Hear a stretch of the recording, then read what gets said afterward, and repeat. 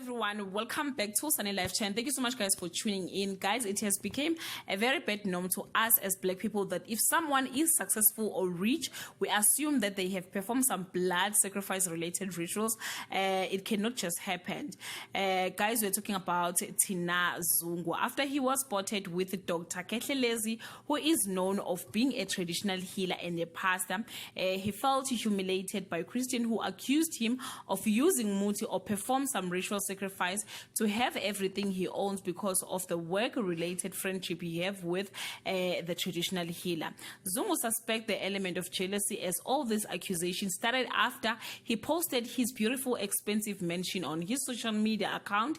So some people added 1 + 1 and concluded that he have Mamlambo who performs all these miracles.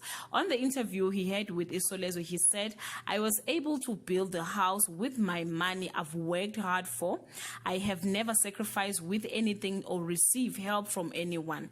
I share my success to encourage young people that anything is possible if you work hard and put God first." Tina further explained that the first time he met Dr. Ketlelezi was when they were recording a Gospel Avenue with Kaya Mtetwa, and he took a picture with him and Sipongwenya. That's all. Please guys, comment below and share your thoughts about this issue. Till we meet again, I love you so much guys. Bye.